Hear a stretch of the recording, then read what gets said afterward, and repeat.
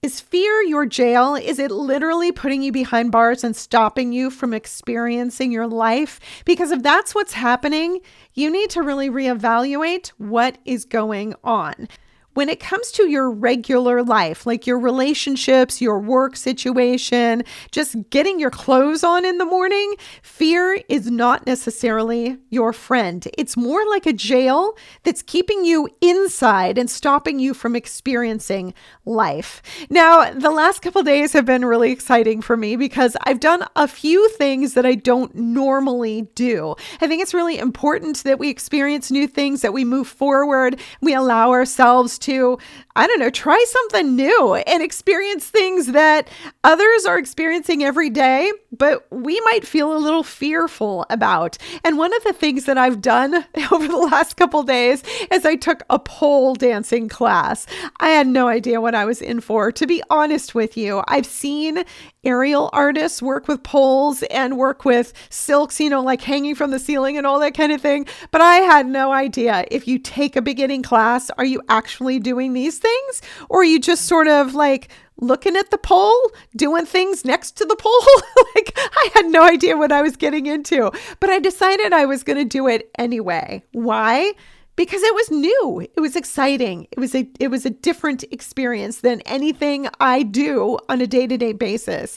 So I took a long drive with a couple pals and we ended up at a studio, and there was a lovely lady there. We had paid to have a private lesson because, we'd never done it before. And if we got involved with another class, we didn't want to be too far behind or hold other people back. So we paid for a class for just the three of us. And at first it was like easy peasy, man. Just like do the warm-ups, super easy, and then grab onto the pole and maybe walk around the pole. It was so easy. And it was a lot of fun. So all of a sudden, after all the walking and everything, it's hang on to the pole and we're going to walk 3 times around, and then you're going to swing your arm, you're going to swing your leg's going to wrap around the pole, the other leg's going to go up behind the pole, and you're going to slide down the pole while spinning. Okay. I'm on board, right? And I'm not nervous really yet. I'm not fearful yet. But I do it. I did it very well, actually. And I slid down the pole, but man, my hands hurt. A lot of people have issues with their hands being sort of sweaty, I guess, and they slide on the pole too much. The exact opposite here. I didn't slide very easily, and so my fingers were not super happy. And then things got a little more complicated. Now you're swinging your leg around and the other leg is pointing forward as you're swinging around. And now you're rolling around on the floor and you're doing this and you're doing that. And you get back up on the pole and now your legs are in a totally different position. And now you're pushing on the pole instead of allowing yourself to slide. Like every new thing that we were doing, the more frightened I became. And the fear was, am I going to be able to do this? Is this physically possible? And then the fear became, are my hands going to fall off if I keep doing this because they are hurting so much? And then it became, am I going to be able to walk when I get home? The fear just kept compounding. Even though it was an exciting experience and it was a lot of fun, the fear was sort of stifling me. It was slowing me down. And I had to, in my brain, talk myself out of the fear so that I could keep going until eventually, literally, my hands couldn't take it anymore. The pain was just a little too much. And I thought, I've gotten 45, well, actually by that point it was about 35 to 40 minutes into the class. I think I could slow down. And then eventually 10 minutes before it ended, it was like, okay, I'm done. I'm done. And those decisions were not made out of fear. Those were reality. Yes, your hands hurt a lot, and you're probably not going to feel so great when you're done. You probably should stop right now. It was like a reality check. But the fear prior to this, the fear was mounting. And unless I had stepped in to tell myself, you're not going to die from this. Your hands are not going to fall off. You will know how to walk when you're done. Like if I had not stepped in It would have stifled me to the point that I wouldn't have experienced this new thing. And I wouldn't have had a new understanding, a new respect of the people who actually do this day in and day out. Now, I know a lot of people think that it's just about sexy walking and playing on a pole. But I am telling you, I and the other two ladies that I went with, we felt it. We learned that it took a lot of stamina and a lot of strength to do this. So when people go to pole dancing classes, it's a workout. It's a full body workout. And it is a lot of fun. I wouldn't have learned that if I hadn't stepped out of my comfort zone and gone for something that really challenged my fear. So there's this thing online called Answer the Public, and it searches for what people are searching for on the internet. And so if you type in the word fear, let's say, it will give you all of the topics that people are searching for. And some of the topics are like, why is anyone searching for that? Like, it's hard to understand what's going through their mind that they want to know this. But some of the stuff is logical. Like, yeah, do you want to know what fear does to you? Can it kill you? Does it stifle you? What happens to your mind when you're fearful? What happens to your body when you're fearful? These are questions that people are asking. So I'm in front of my computer. So I'm just going to pull this up and tell you some of the things that people ask.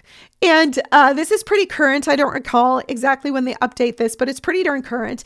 And so things that people are asking for about fear. Can fear kill you? Can fear cause a seizure? Can fear be a good thing? Can fear make you sick? Can fear cause anxiety? And so I'm here to answer all of those questions for you today. The answer is yes. Yes to every single one of those things.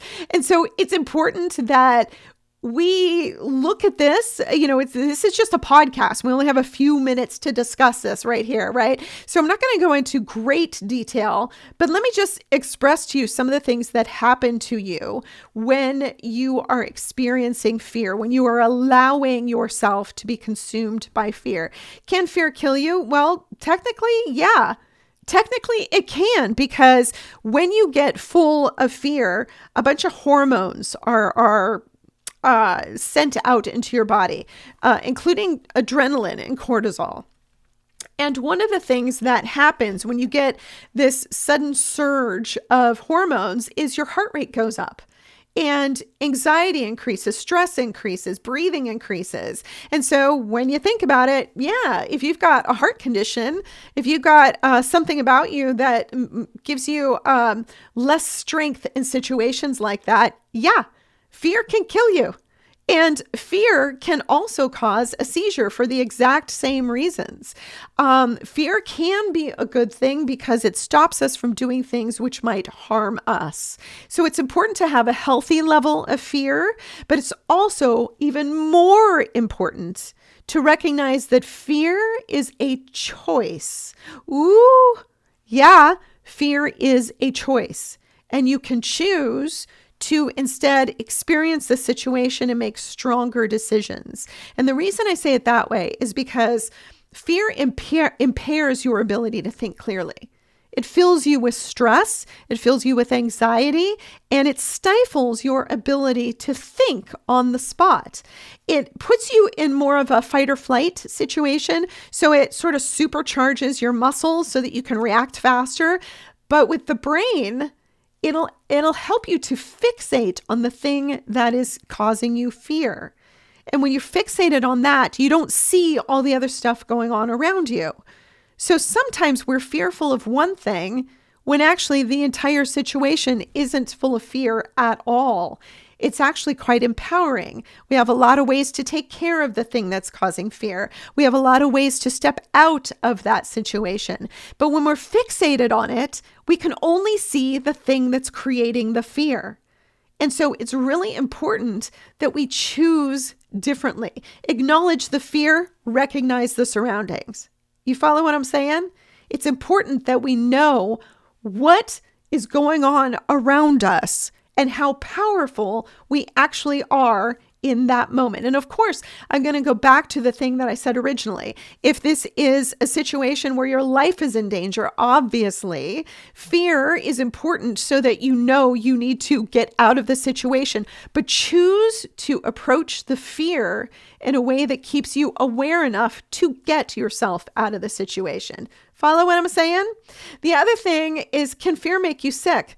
Yeah, it creates stress. Stress in your body is generally at the root of almost every major physical issue that people can have. So if your heart is creating problems for you, it's probably stress related. And if it's stress related, it's probably being caused by some level of fear. So it's important that you get the fear in check. So if you're fearful of something that's going on with work, you can choose to react in a different way. If you are fearful of whether or not people are going to make fun of the clothes that you are wearing, you can choose a different way of thinking of it, or you can choose to wear a different outfit. You can choose. That's where the superpower comes in. But you also, while you are breathing through things and you can make different choices, you also can start exercising. Believe it or not, I know it sounds so simplistic, but when you exercise more, your stress levels go down and your body is not so full of the toxins that come from stress and from fear. So exercising daily is a game changer. And by daily, I mean, it could be a walk. It can be on the elliptical. It doesn't have to be a full-blown, hour and a half exercise class every single day of your life. No, just get up, do something for 15, 20 minutes straight, something that gets the heart pumping, maybe breaks a little bit of a sweat, right? Make sure that you're doing something that allows you to overcome the feelings of stress. And of course, eating well. Another thing that people, oh my gosh, I got to tell you a story.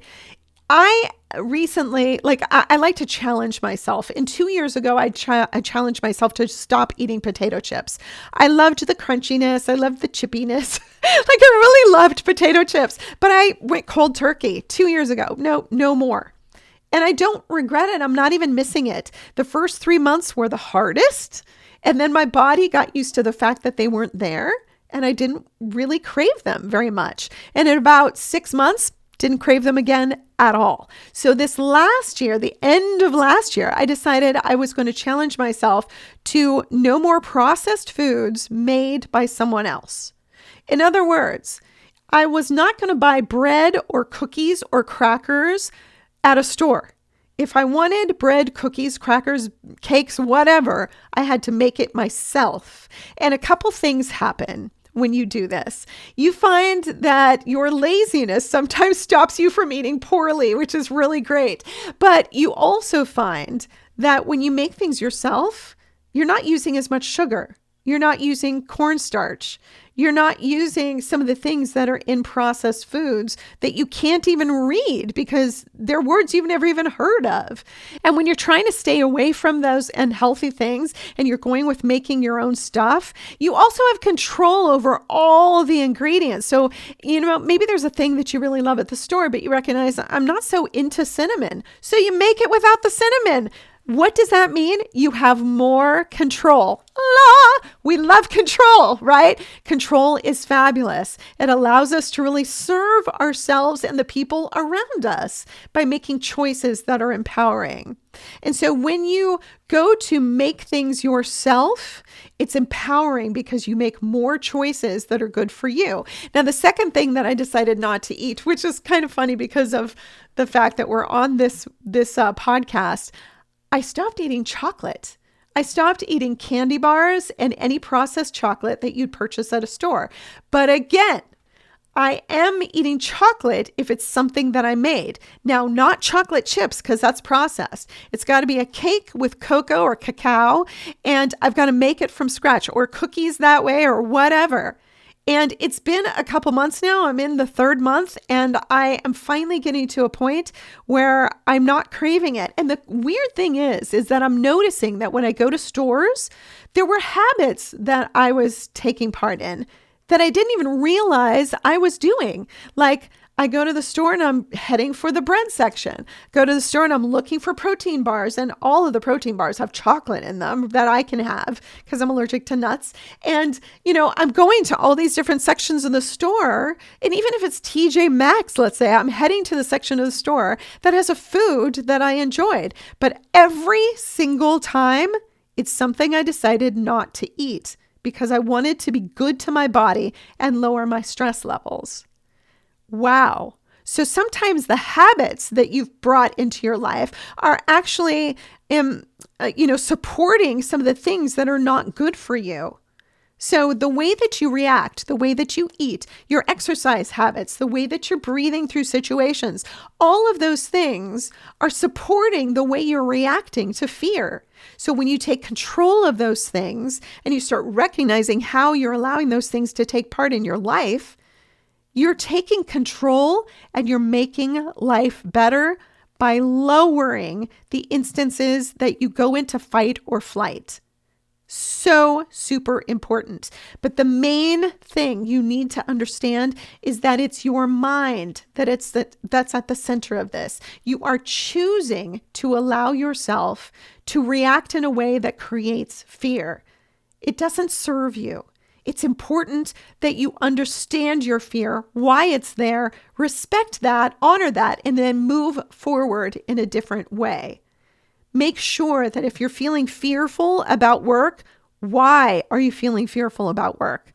What can you do to stop that fear from becoming all-consuming to you? If you're fearful about a relationship, why are you fearful about that relationship? Can you change a behavior? Can you sit down with your spouse or your friend or whoever it is and have a conversation to kind of figure out how to change the course of what's going on? Is it necessary to do that? Is it coming from you because of past experiences and it really has nothing to do with them? When you figure these things out, when you allow your mind to take a role in changing the way you see fear, you get more control back to your life. And what happens when you have control? Freedom. Freedom. And it also lends to a more fulfilling expression of who you are. So allow yourself that freedom. Take control. Get out of the prison that is created by your fear and allow yourself to feel the freedom that comes from lowering your stress and being fear-free.